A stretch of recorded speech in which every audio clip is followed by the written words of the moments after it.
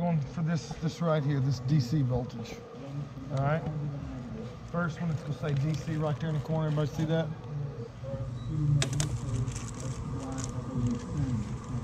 All right. So anybody know what this battery should have? So they're about 14 volts. Okay. 15 cranking in. See? Everybody see that? 1245. 1245. A lot of times, all right, this wire, even though it looks fine, it can be broke in the middle here, okay? So let's say this is on a truck. And would you hold that in, please? All right. If I hold this in here, Thomas, would you touch that in there? Take it. Yeah. All right. See what that's showing me? That's showing me that wire is good. If we touch this and it didn't make that noise, that wire's broke. So if you're testing your calcium pump or anything, and all right, like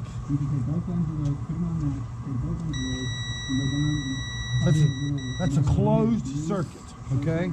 It's beeping. That means everything's fine. It's not beeping. That means that's closed. Do you understand open and closed? Like a light switch. The circuit to the lights, when the lights are off, the circuit is closed, open. It's just, they're not touching. You flip the light switch on, now it's a closed circuit. And you should get that. All right. So basically we have a setup that is common throughout all the trucks.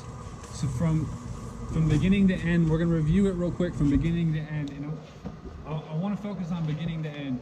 Whether or not you're testing it at one of the plugs for your trucks, one of the 20 amp AC truck, truck plugs, or you're testing a DC situation inside a truck, or we're talking about the totes and the waterproofing.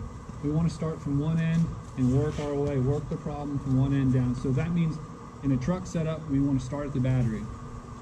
Things that can go wrong on a battery, quite literally, this is a connection, right? You're gonna have lots and lots of these connections in our system. One of these connections is what's connecting the main power leads to this battery, and that can come undone. You know, something that simple can be what's the problem in this system. So we want to start here. We have good connection here. Then usually you're coming into one of these. This is on the positive side, and it's just an on-off switch, with a high rating. For DC electric, we have a positive side and a negative side. Lights are going to take a positive side on one end and negative side on one end. I think these wires are interchangeable. Yes. The wires on a light are going to be interchangeable. You just need to get a positive and a negative.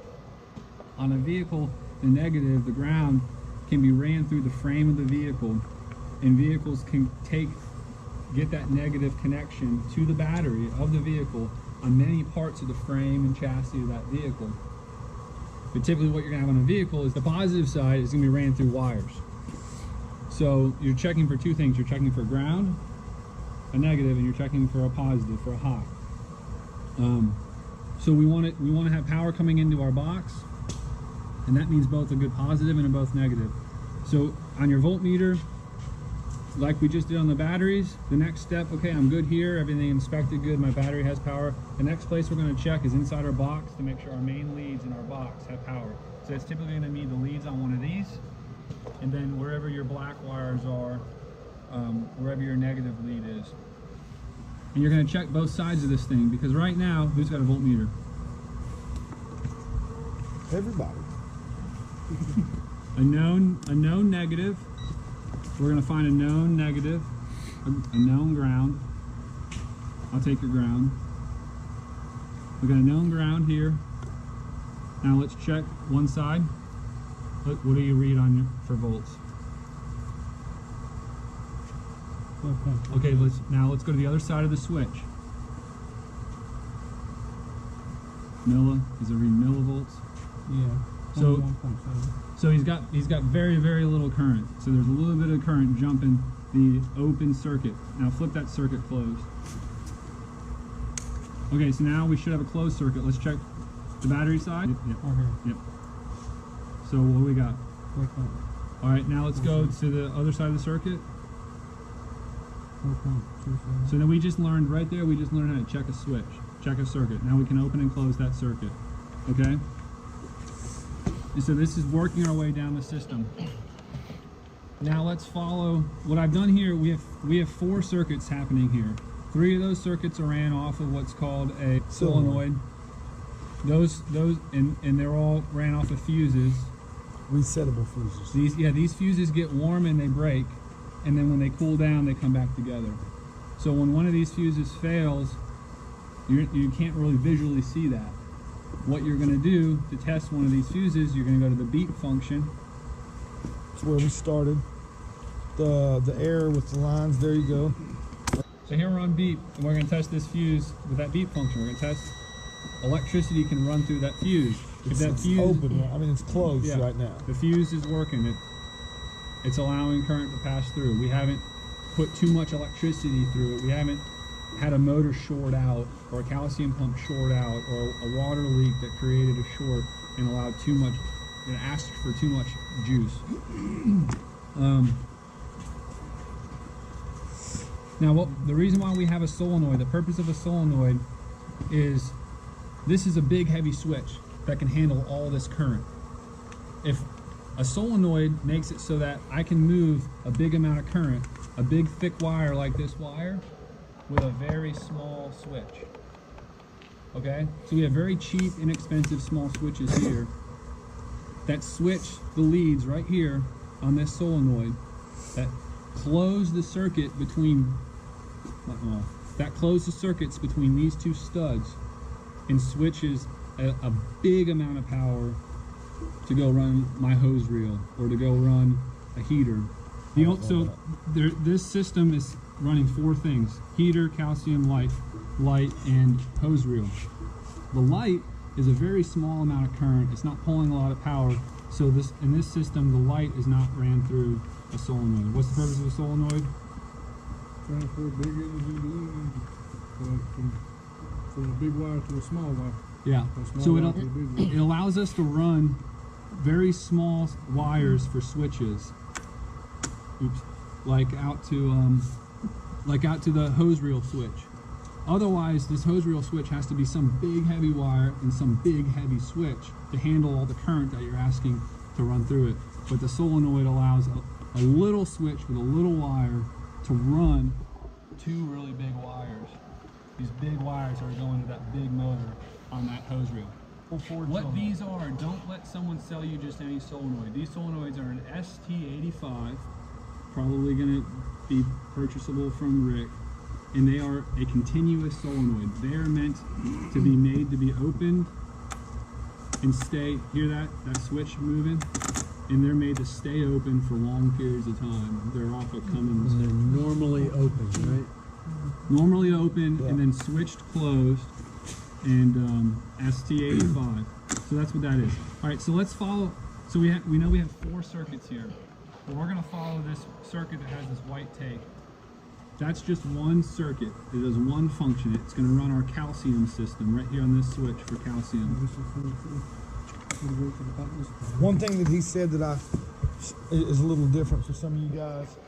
Some of the newer trucks do not run the heater through this system. It's hooked up to your ignition system. So some of them are, some of them not. I just didn't want somebody confused there. Yeah.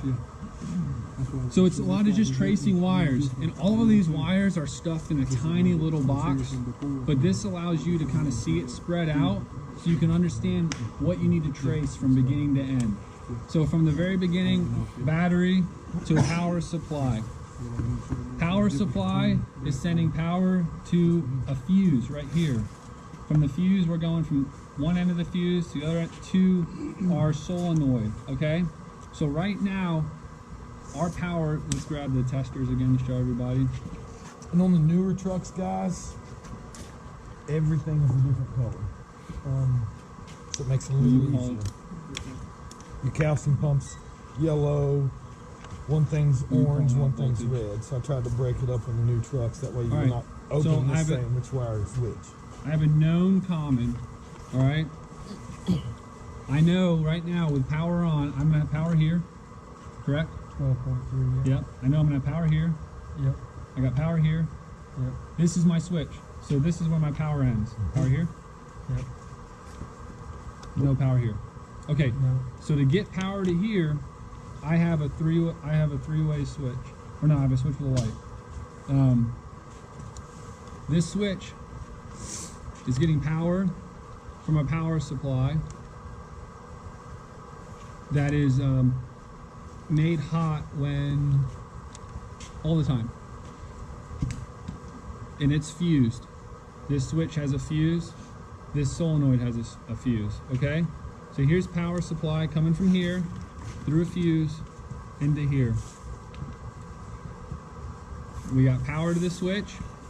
Then we have a power line coming out of that switch, and the switch has a ground. All of these switches are grounded because they got a little light that indicates my switch is on.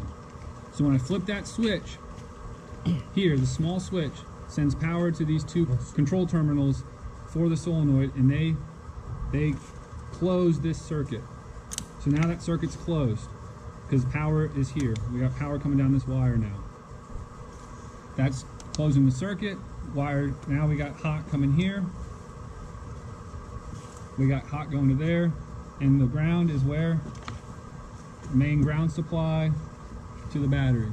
That is a completed circuit. So the circuit has to be closed here, which closes the circuit here, which allows power to go to whatever our device is. If it's a light, it's got a positive and negative. If it's a motor, it has a positive and negative, and if you switch the positive and negative, it'll run the opposite direction. Your hose reel, you switch your positive and negative, the hose reel reels up the opposite direction. Your calcium pump, it doesn't matter because it's just an orbital device, so it'll just orb one way or orb the other way, which will still run the calcium pump. So DC power is pretty simple in that way. What we're going to do now is we've got two failures. We've got two failures set up in this truck. Here's my lights, my light circuit. You can see, here's my power wire from my switch.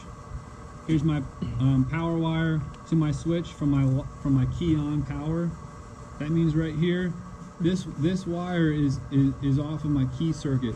So on this setup, I cannot turn my heater on or my lights on in the back of my truck without the key, the ignition being on. That way I can't, when I turn the truck off, I can't just leave my blower blown in the back of the truck or have my light switch on in the back of my truck. So come winter, the way that the mountain trucks are set up right now, you turn your truck on, and if you've left the light circuit on and the heater circuit on, it just operates off the key.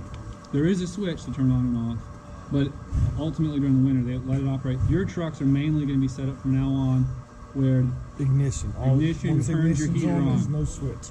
So you're still going to have this set up for your calcium, and you're still going to have a setup for your hose reel.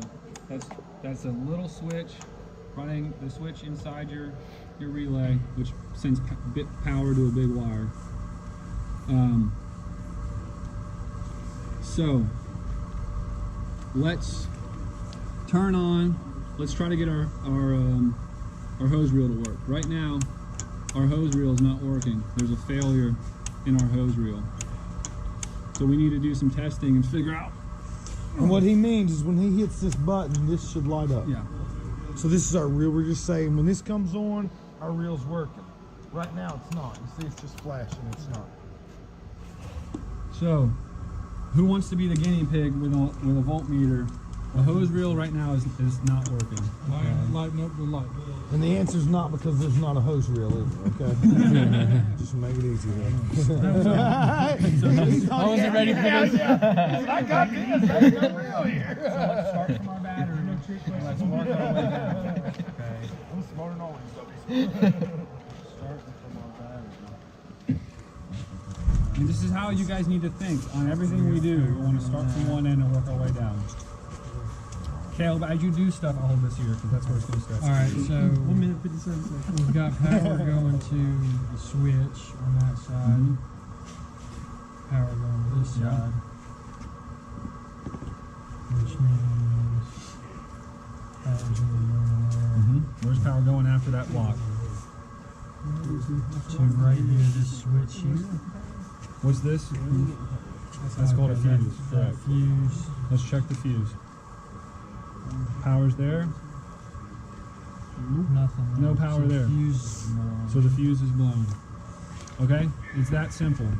So, okay, the way to test that is, Continuity. well, you can use a jumper wire here. And jumper wire, yeah, here, Rick's got it. He's gonna run a jumper wire, and then I'm gonna hit the switch, and our hose reel is working. So there's our failure, is a blown fuse. But you can also hear like your solenoid's hitting. You know, Yeah. your switch is working, right? You you can feel that thing, so you know your switch is doing what it's supposed to do and it's making that thing click.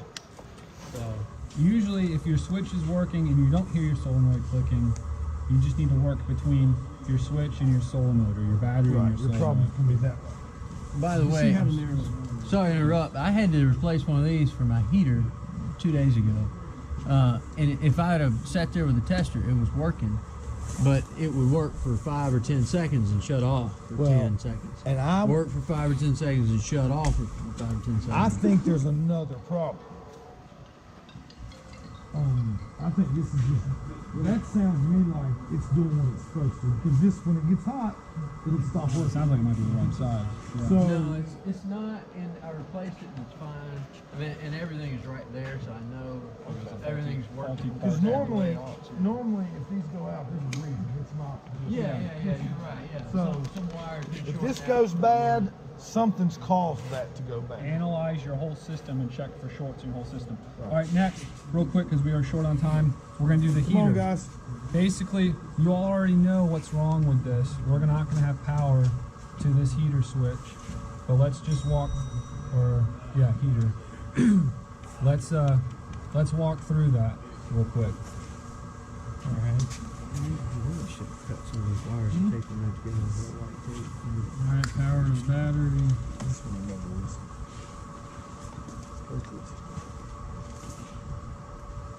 Power to the switch. Power to the switch. Coming on here. Operation. And then Shoots him a little that turd. would, I mean, yeah. Where would you go? So you know, if you know you have power to your solenoid, everything to one back to one there. end of your solenoid, then you know all that's good, that whole line of the system. So next you need to move to the switch that operates the solenoid. So we just want to check the back of this. We'll make sure we got power coming into one of them, power coming out of one of them. You would the power in is going to be this guy. So you unplug it. You got power in. You have a ground here. You can check the ground with this. Check the ground, and with this, stay on a known hot. There's your ground. So now I know I got a good ground. So now I know it's this hot lead, and obviously this hot lead's undone, and switch is on so it'll operate.